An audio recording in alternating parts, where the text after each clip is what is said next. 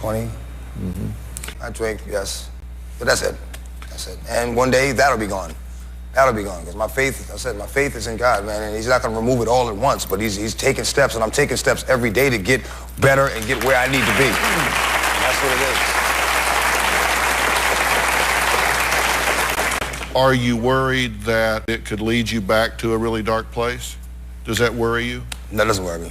That doesn't worry me. God has a plan for me. I'm not worried about anything. Wherever I'm at is where God placed me at. And if I need help getting up out of here, he'll help me get up out of here. So I'm never worried about where I'm at.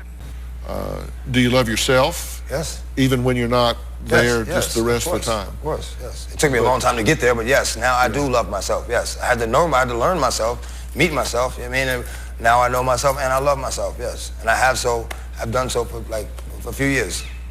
What did you have to overcome to get to the point that you love yourself? And this is an important question because there are a lot of people out there like yourself. Blaming myself for a lot of things that I had no control over, accepting responsibility for the things that I do have control over, and being willing to make adjustments. Yeah. Yeah. One thing I've learned that is not to accept anybody's belief about how they feel about me. Because when you believe, if you believe them when they tell you that you're on top of the world and you're the king, then you're gonna believe them when they tell you that you ain't. So it's like, you know what? Appreciate the compliment, if it's a compliment, but I'm gonna stick to what I believe about myself, and I love me. So I don't want to hear the good or the bad. Every album, a conversation with God. Yes. You've had and a prayer. And I think you've had three conversations with the devil. Three conversations with the devil. Why with the devil? Well, to make a fair decision, I think you have to be aware of both sides. And I was approached, so of course I had a conversation. It doesn't mean I rode with him or believed him. I just was able to recognize him by what he said to me and what he offered me. I said, oh, now I know who you are. That's why I stopped talking to him. I put out 7 albums, but he's only on 3. I don't know. It might look like it, but I don't know if that was the case. So I'm not going to say that that's what it was. You know, but we're all God's children, and I do pray for that man. You know, as I pray for everyone else, you know, whether I know you or not, I pray for my friends, family, loved ones, and as well as my enemies every night, you know, because we're all God's children. We're all God's children, and we all deserve the same grace. Talk to me about it, because I've already been through it. I haven't been through what I've been through for nothing, you know? I've been through what I've been through to stop you from going through it, to be able to tell you about it, so that way you won't have to experiment to know what it's about, you know? How do I end up in here? You know what? I'm going to look at it in a positive light and say that I came here to meet somebody. Don't know who it was, but I'll know him when I see him, and I came here to give him a message. And that message is Jesus loves him. You know what I'm saying? I came here to give him the word. That's why I'm here.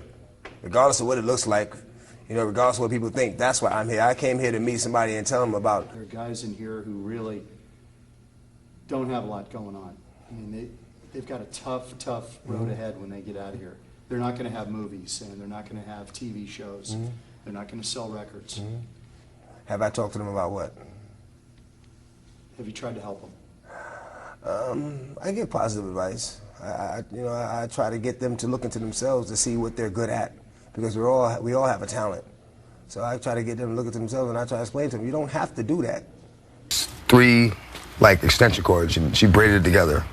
And sometimes we'd get it with that. That was rough. Do you beat your children? No. You don't? At all? You know why? Why? Because I know what it does to their brain. What does it do to their brain? It changes your brain. It makes it so it's hard to regulate emotions. It puts them at risk for all kinds of stuff.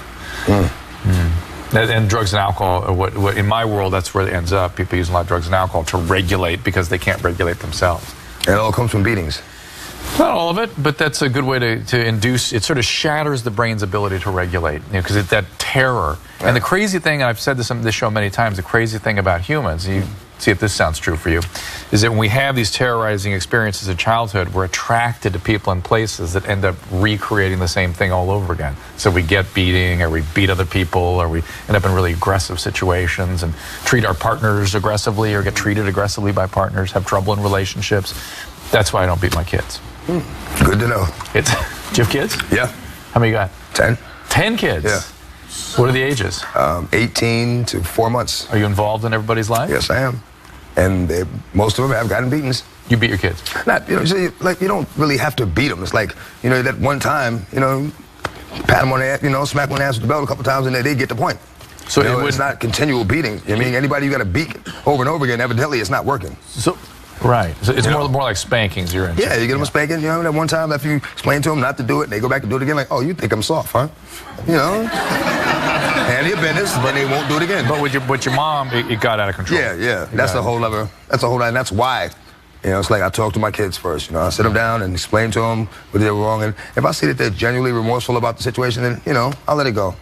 Because it's about them learning. It's not about me just beating them, you know what I'm saying, or having to give them a beating. It's about them learning something, you know? Yeah. How